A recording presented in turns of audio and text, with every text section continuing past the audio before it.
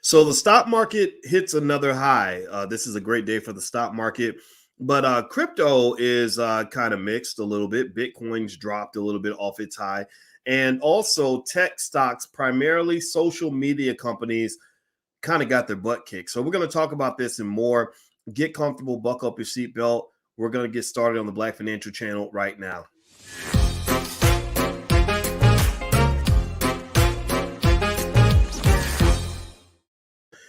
Welcome to the Black Financial Channel. That's theblackfinancialchannel.com. My name is Dr. Boyce Watkins. I'm your friendly neighborhood finance professor.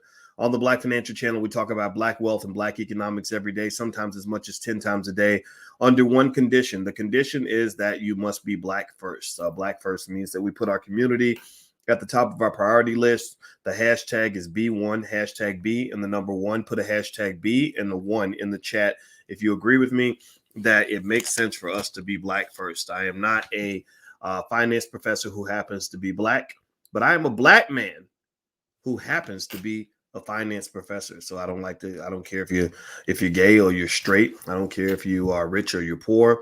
I don't care if you're Democrat or Republican. I just want you to be Black today. So let's talk about Black wealth a little bit. And some of you are making money in the stock market. Give me a yes if your stocks went up today. Give me a yes if you saw a little bit of extra money in your account. If so, I want to congratulate you and say, way to go, Black people. I love it when Black people get money. Today, the stock market hit another record. The Dow shot up over its previous high, which is in about 35,765. I guess that's the previous high. And it's now at 35,755. And also the S&P 500 also hit another record high. What's going on right now? Well, there's a few things kind of happening. You're seeing generally that corporations are making lots of money. I know that's a big surprise. I know you are stunned that that Microsoft and Apple and all these big companies are making so much money. But yeah, they're making money hand over fist. And also the S&P 500 has had its 8th straight day to a record. So this is a big week for the S&P 500. According to CNBC, I'll read this directly. The S&P 500 edged higher a day after the benchmark closed at a record. The broad market index climbed 0.1%, while the Dow Jones Industrial Average added 129 points, or 0.3%. However, the Nasdaq Composite shed 0.3% after poor results from two tech companies. So the tech companies didn't do so well. The tech companies kind of struggled a little bit today.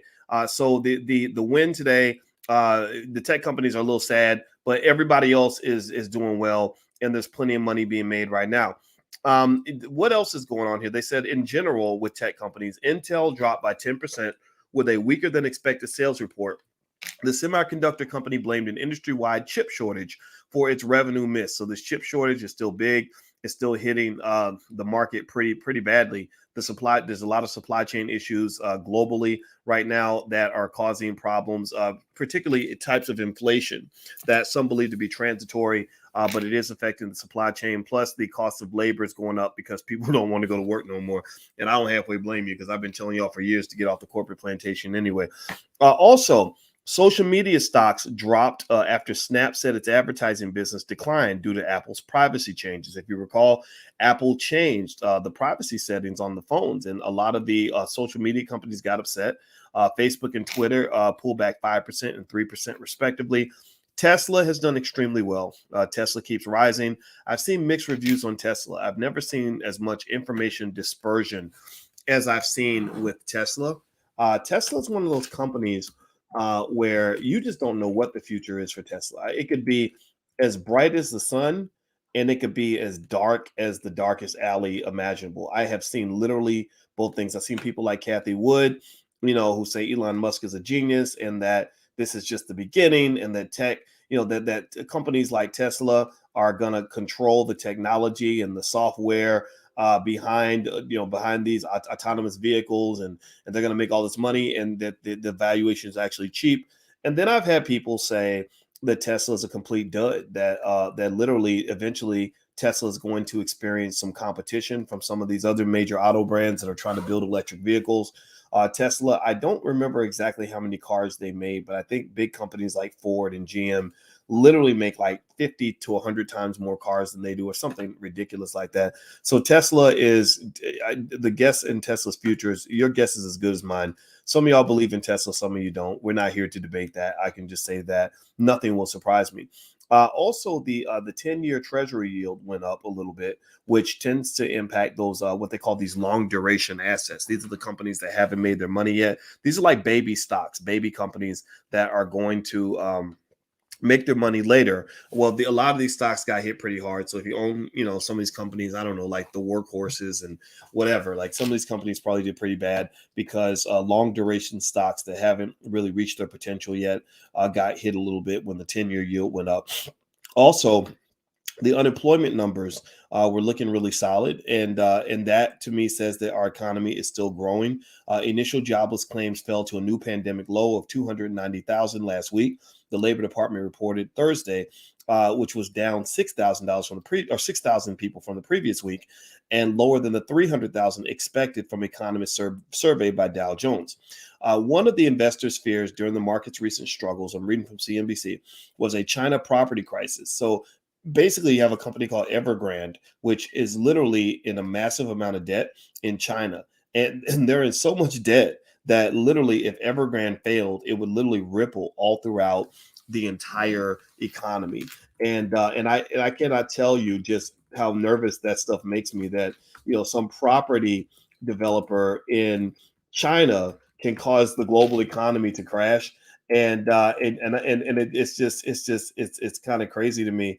But literally, Evergrande, people were watching to see if Evergrande was going to be able to make their debt payment. And they did. They made their payment, and the crisis was averted. But I think this company was some ridiculous amount of money in debt. I want to say it's like $300 billion or something.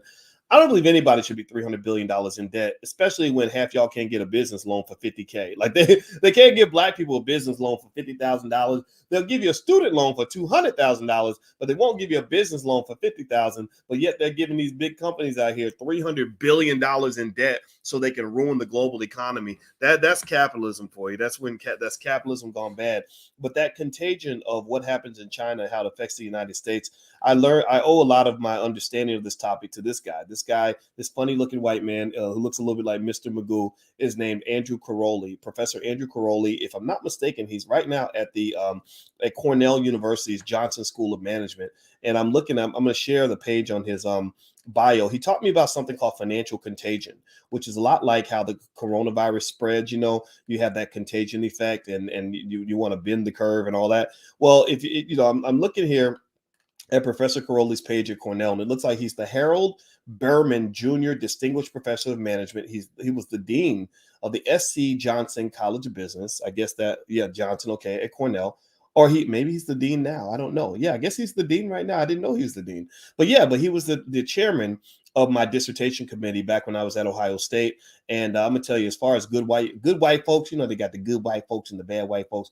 He was some good white folks, but he wasn't from the United States, so he didn't have that same racism in his blood that a lot of these people have. And I'm gonna tell you, racism is very real, and we all fight it. And I applaud those of you who are fighting to overcome it and not complaining about it, but doing something about it. And the best way to achieve your equality, in my view, as a black man or black woman, is to teach your kids about wealth. Give them some assets, and they can tell the whole world to kiss their assets. Okay. Like, you want your children to be in a position where they can tell their boss, kiss my assets, I'm out the door. Because right now, what's also going on in the economy, and I'll mention this and then I'm gonna let you guys go, is that you have you're in the middle of a historic era that they're referring to as the Great Resignation. And the Great Resignation is basically this period where a lot of people are quitting their jobs, and it's not just black people. A lot of white people are tired of their jobs too, and I understand exactly why. It's because in America, capitalism, unfortunately, is a little bit greedy, and because they don't share the wealth, you have huge amounts of inequality that are developing in your nation. So, because of this inequality, I'm advising every black person I know to make sure your children understand the pillars of wealth, which is real estate, stock and bond acquisition, as well as starting a business. Make sure your children have those skills. I don't care what school they go to. If they don't know how to build their own, they are going to be in danger, and they are going to be subject to the whims of white people. And no disrespect if you're white. I'm sorry to hurt your feelings, but I got to tell the truth to my people. All right. So anyway, guys, I'm about to get out of here. In case you forgot, don't forget the All Black National Convention is coming up. This is the Black Brain Trust, where we gather Black people who are going to solve Black problems, and Black leadership should be done by committee. So we have gathered experts in all different areas of life that pertain to the Black community, from relationships to politics to engineering to science, and we're just getting together and having conversations and honest discussions, and we're also having a lot of fun. So if you want to join us in Orlando, we get started in 1 week from today, October 29th through November 1st in Orlando. 4 days of panels, discussions, breakout. 60 speakers are coming. We did this on our own. We got no corporate sponsorship, no nothing, none of that. And we're making this happen. So if you want to come be a part of the convention, go to allblacknationalconvention.com. We also have virtual tickets available if you can't make the physical event. So anyway, guys, I'm out of here. I hope you guys have a great day. If you could, please hit the thumbs up, share, subscribe button before you go. That I would really appreciate that, because that really helps us grow our platform. And God bless you guys. And I will see you soon. Have a wonderful day. Take care. Peace.